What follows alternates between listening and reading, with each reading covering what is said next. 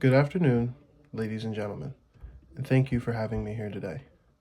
My name is Rafael Adon Trinidad, and today I would like to have your attention for a brief while to explain a tragic process here in America. That process is the school to prison pipeline, and more specifically, the process that not graduating with your high school degree will have on increasing your chances of imprisonment.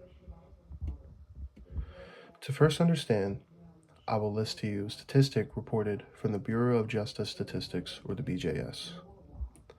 1.2 million people are incarcerated as of 2022, and 68% of prison inmates in state prisons did not receive a high school diploma. Now, this statistic is conclusive of all ages and all state prisons across the 50 states. However, to truly understand the issue, there is more evidence needed. As we grow up, many of us might remember going to school, making friends, worrying about grades, and all the other experiences that came with school. Those of us who do remember that likely take it for granted. There is a large amount of people who, due to their own personal experiences, either decided to or couldn't complete high school. According to the World Population Review, as of 2018, 15% of students did not receive a high school diploma in the United States of America. What is the consequence of this, you may ask? It is that while it is possible to get a job without a high school degree, amongst other limitations, job offers will be limited as well. People without their GED or high school diploma report a lower volume of jobs, usually at a lower pay rate. According to the National Center of Education Statistics, or the NCES, using data from the Census Bureau's 2017 Current Population Survey, the median earnings of adults ages 25 through 34 who worked full-time, year-round, and who had not completed high school were lower than the earnings of those with higher levels of educational attainment. For example, median earnings for full-time workers aged 25 through 34 who had not completed high school was roughly $26,000 a year. These were lower than those of workers whose highest education level was high school, with $32,000. That's a $6,000 difference, and we aren't even including any degrees or certifications earned after a high school degree.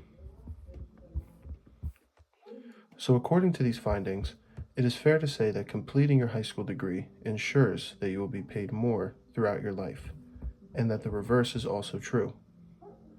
However, why is this important? It is important because we must understand each step in this so-called school-to-prison pipeline. This is the very first step in that process. The effect that not completing your high school diploma will have on the average person here in the United States of America. And what the results of this is where the pipeline becomes apparent. According to a separate report from the Prison Policy Organization, using information from the Bureau of Justice Statistics, not only does a lower income increase one's chances of imprisonment, but after being released from jail, 60% of former inmates cannot find another job up to 4 years after being released, compared to the 9.6% overall unemployment rate at the time of the study. Not only this, but out of the roughly 1/3 of former inmates that did find a job, the reported income from them was only 53% of the median American worker's wage. This means that regardless of whether you finish your high school degree or not, after being released from jail, you can expect an increasingly difficult job market as well as half of what you were earning on average before. This is even more brutal without a degree, and will likely leave anybody financially scarred for the rest of their lives. This can only lead to an even higher incarceration rate based off of income alone. However, incarceration rates are known to increase if you have a history of being convicted regardless. According to another study done by the Institute for Research on Poverty, the Department of Justice reports that as of May 2020, about 10,000 ex-prisoners are released from jail every week, 650,000 roughly every year. And out of that 650,000, 2/3 are expected to be rearrested in the next 3 years. Not only this, but according to a study done on the children of past convicts, 10% and 15% report having PTSD and or anxiety respectively, and on top of this, 38% and 54% report depression and or substance abuse respectively. Now, these are all factors that increase these children's chances of being arrested in the future on top of their parent. According to the Schubert Center for Child Studies, 50% of inmates report another family member who has been incarcerated, so not just children, and the children of these inmates having increased likelihood for delinquency and aggression, which therefore again increases incarceration rates. So far, we have deduced that failure of completing your high school diploma has an effect on your ability to earn money throughout your life, resulting in lower cash flow per year on average.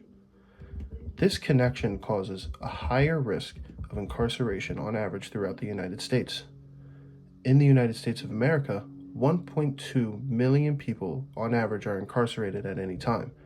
Almost 6.5 million if you were to count everyone who is on probation, parole, jail, and prison, which is almost the entire population of Massachusetts. Out of all inmates who are released a year, almost 2/3 of them are expected to be rearrested in the following years, and those who are not report a 66% unemployment rate as well as a 47% cut in average income, which has been established to also increase incarceration rates. On top of all of this, of the children reported to have a parent in custody or a parent who has been released from jail, 54% report substance abuse, 38% report depression, 15% report anxiety, and 10% have PTSD.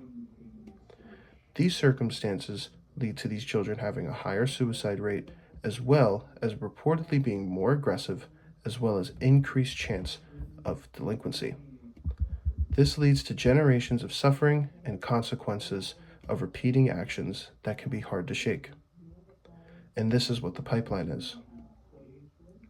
It is the culmination of events that cascade, on average of course, and not at all inclusive of everyone's situation, from the event of not completing your high school diploma. In America, we have the highest incarceration rate per capita of any other place in the world, as well as the highest rate of reoffenders.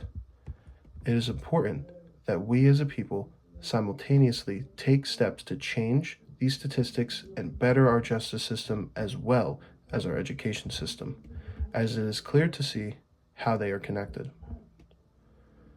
We have to take steps to break systems of suffering and try to create something better for the next generation to come.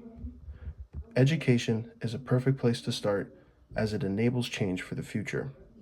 However, currently, it is important that we can realize how today in America, lack of effort in our education system directly correlates to increased chances of being caught in the cycle of our justice system. And we as a people need to take effort in increasing awareness for this, as well as encouraging people to value their education. That is all, and thank you for having me here today.